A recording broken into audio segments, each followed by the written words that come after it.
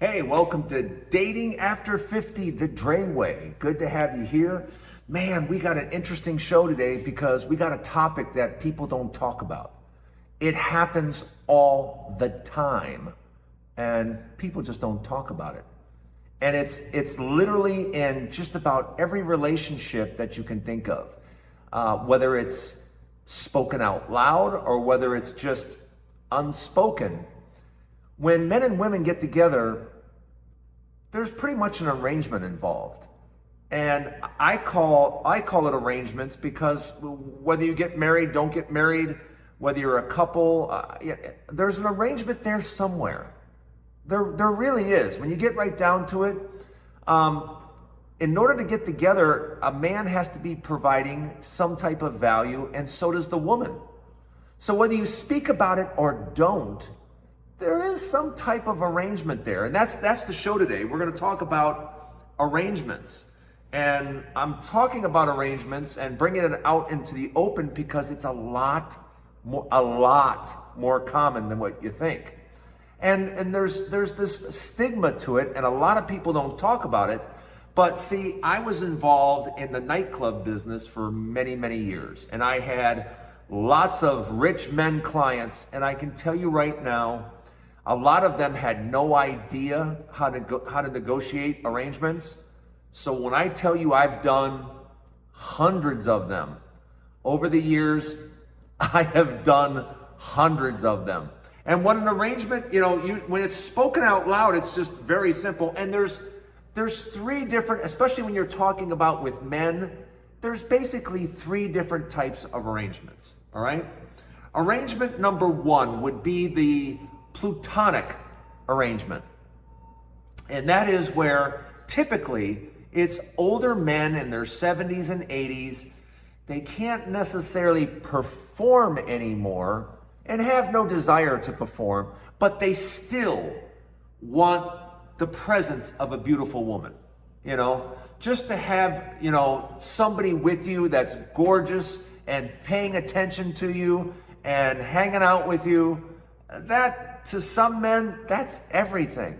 And yes, men will pay for that type of arrangement because what good is having money if you don't have what you want? And that's the company of a beautiful woman. And some men are perfectly happy with a plutonic relationship arrangement. That's number one. Number two is the plutonic girlfriend arrangement. And what that means is, not only does the man want your company, but he also wants to have the look and the feel of you being his girlfriend. There is no act involved. There's a hand on the back, there's a kiss on the cheek, there's the little, sitting next to each other at dinner and stuff like that. But there's no actual act. But that is called a girlfriend plutonic arrangement. And typically, you can charge a little bit more for that as a woman.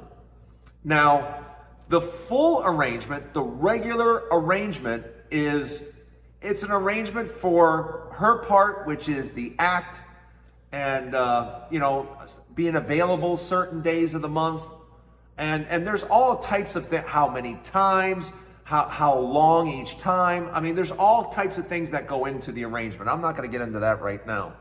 But that's the regular arrangement where you get a monthly allowance. Because a lot of guys, especially rich guys, aren't going to do what's called pay per meet. Yeah, that's got a whole different title to it. This is an arrangement, and the arrangement's typically paid out every 2 to 4 weeks. Typically it's done every month. And she gets her monthly allowance, and she's available to him at the agreed amount of time. And he gets what he wants, she gets what she wants, and that's a regular arrangement. Now, this happens a lot more than what people talk about. People don't talk about this, and I just felt it was necessary because to me, now this is to me,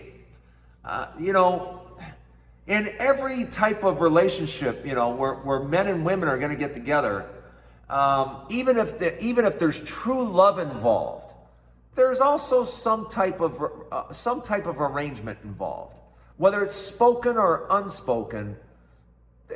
There's some type of an arrangement there. It's not just always, and some would say, well, Drayton, what about pure love? There's no arrangement. It's just pure love.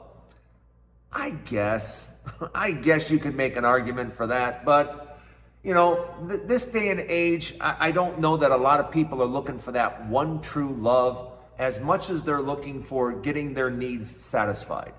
And that's why these arrangements are everywhere, but nobody's talking about them. Except for right here and on these next videos. Take a look at what these people have to say about arrangements, and let me know what you think when we come back. Take a look at the videos. All relationships are transactional. Let's not pretend that they're not. There are agreements made either out loud or in silence that say, hey, I will meet your needs and bring value to your life if you do the same for me. And there's nothing wrong with that. There needs to be that reciprocity in a relationship, because if it's one-sided, it's never going to work, and then somebody is going to end up feeling resentful.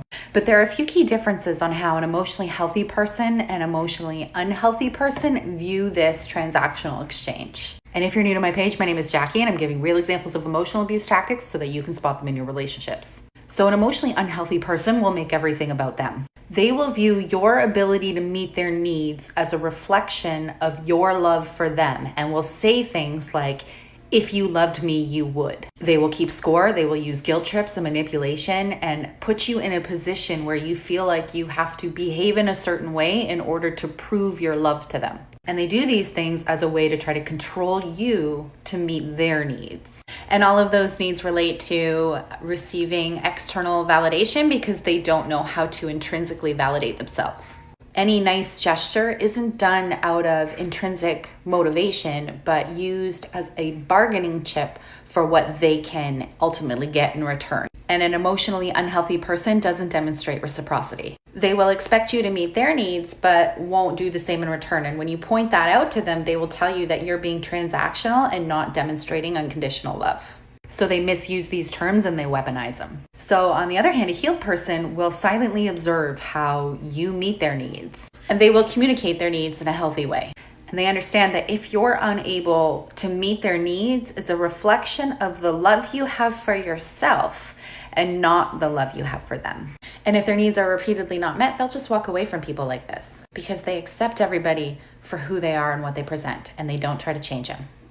An emotionally healthy person will give because they want to. There's no expectation of exchange. And they don't bring up the things that they do for you. They just evaluate if you're matching their energy and effort. And if you're not, they pull back. And the needs of an emotionally healthy versus an emotionally unhealthy person are very different. One is focused on the skills required for a deep and meaningful connection, which includes owning your own shit. And the other is about superficial validation because they don't want to do the inner work to heal those things themselves. So yeah, all relationships are transactional, but you have to understand the nuances between what's healthy and what's unhealthy. Because when it's misinterpreted and weaponized, it is emotional abuse. Arrangements aren't relationships. The difference between an arrangement and a real relationship is that an arrangement lacks love, respect, and trust. The foundation of every healthy relationship includes love, respect, and trust.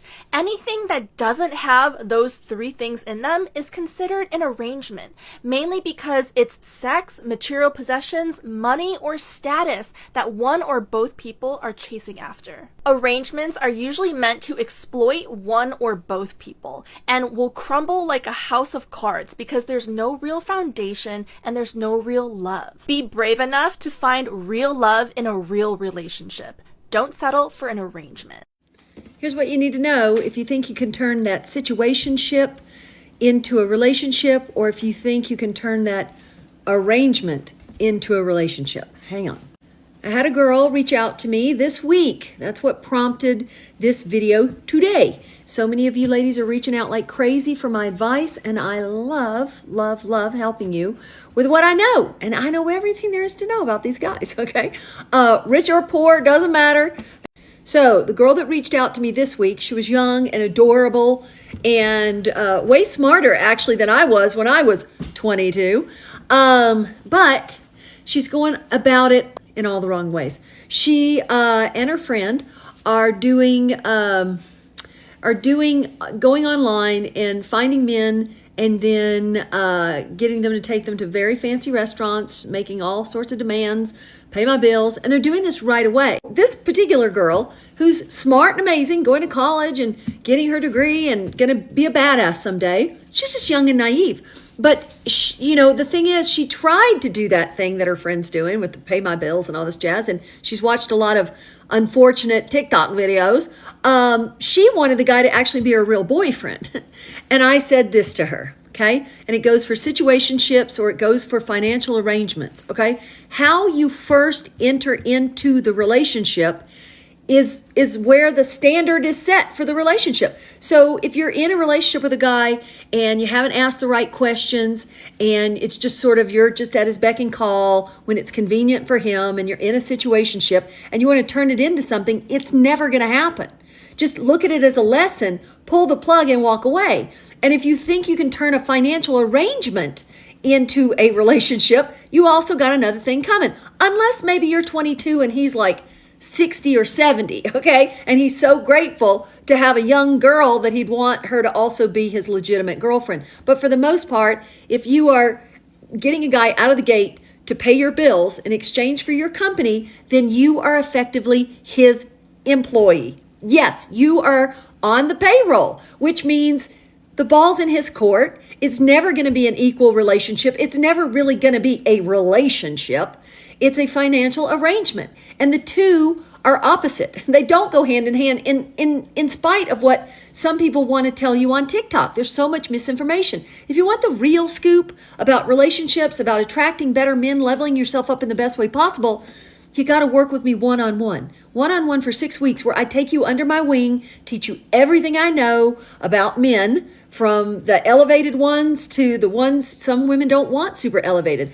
But you need to know what you're doing if you're looking for a high quality guy and you ladies don't seem to know how to pre-qualify him. That's a huge part of what I do when I work with you. You got the fairy godmother looking out for you. No, he's not good enough for you. And I teach you how to read between the lines. It's such a huge part of when you work with me, okay? It's more than date coaching. It's more than a one-on-one program. Hell, I am radically changing your life. I get messages on the regular, daily. Gina, you changed my life. Gina, oh my God, thank you. Gina, I'm not even kidding, okay? And I love doing it. So ladies, if you want to work with me one-on-one for 6 weeks, it's not matchmaking, it's better than matchmaking. It's getting a clue about men, leveling yourself up, fast-tracking everything you're doing, and changing the game. That's what it is, okay? If you want to change your dating game, DM me on IG with the word love to learn more. Hope it helps. So what do you think? Honestly, what do you think?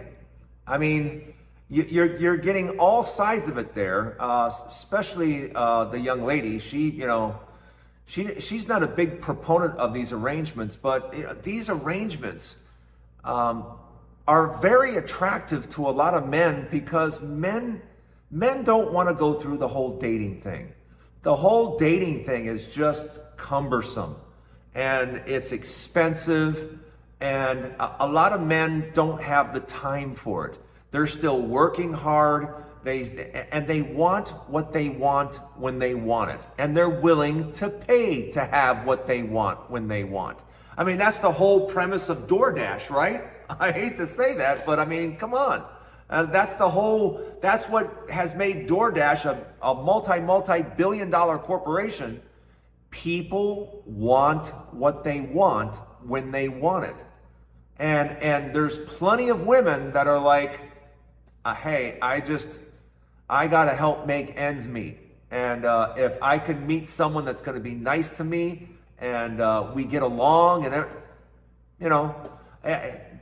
many women say this right to my face. They're like, Drayton, do you know how many broke ass men I have been with and I've given it away for free yeah, I don't want to do that anymore. And that's literally what they say. That's literally what they say to me. They're like, yeah, I've had the whole love thing, and you know, you end up, he cheats on you, and you end up miserable. And you know, here, you know, a lot of women are like, I feel comfortable in an arrangement. I know what he expects. He knows what I expect. We're both happy. And that's what I hear over and over and over again.